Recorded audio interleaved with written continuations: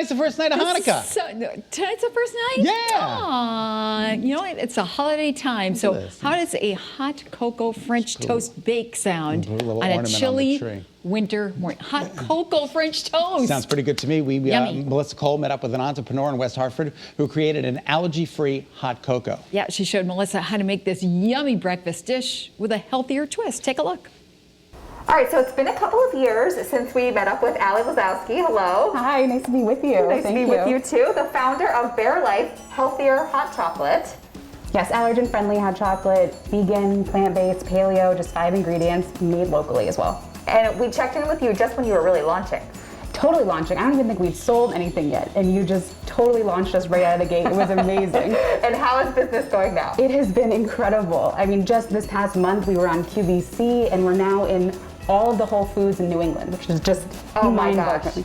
So next time you go to Whole Foods, you'll actually see this on the shelves. You will see it on the shelves in a little local section, and to think that it started in my kitchen and is now on the shelves in Whole Foods is beyond. And just for a little backstory, you really invented it based on some own health concerns you were having, and you wanted hot chocolate, but you wanted a healthier version. Exactly. I was sick. I had cancer, Lyme disease, and was told by my doctors, okay, give up refined sugar, give up dairy, give up gluten. And I'm like, okay, what am I going to eat? I need a treat here. And so I came up with this to really satisfy that sweet tooth, because I think that you shouldn't have to feel like you're giving up stuff. You want to have something that replaces it. You want to have a sweet treat that's healthy and tastes good. All right, so not only can you have it just for hot chocolate, but you can make delicious recipes with it. Of course. That's what I love about it. It's really versatile. You're not just getting a drink, you're getting what we're making today. You're getting a French toast bake.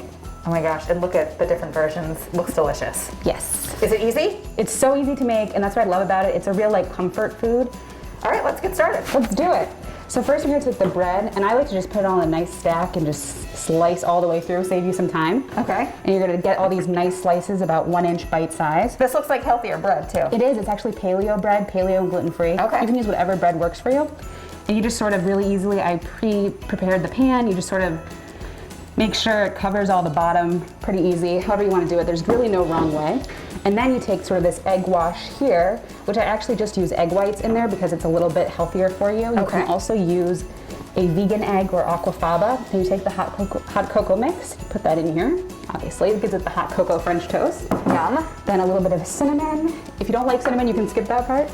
And a little bit of vanilla. And then you just mix it up carefully. I usually throw this in the stand mixer, save me some time. Okay, but yeah, by hand is totally fine. By hand works too.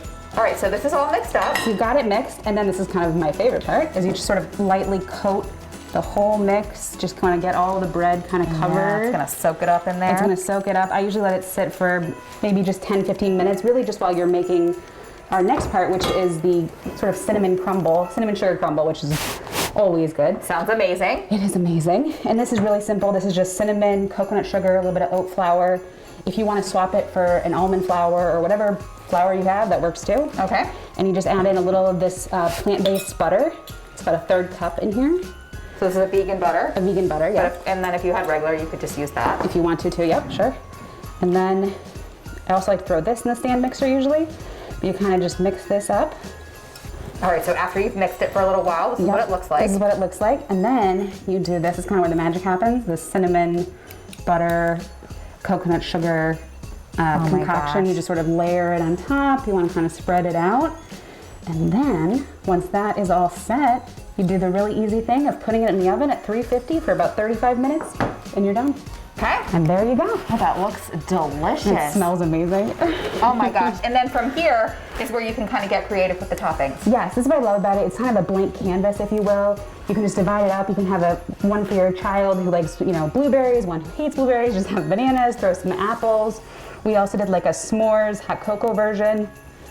You can do whatever you want. And it's actually pretty good for you. Definitely a better treat. It's gluten-free, paleo. You can also have a vegan version as well. It's just really delicious, easy to make, nice comfort food for the holidays. For the holidays, perfect. And all with this hot chocolate that you created. Exactly. All right, thank you so much. Thank you so much Happy for having holidays. me. Happy holidays. All right, that looks amazing. Amazing. We're going to put the recipe for the chocolate French baked toast on betterct.com.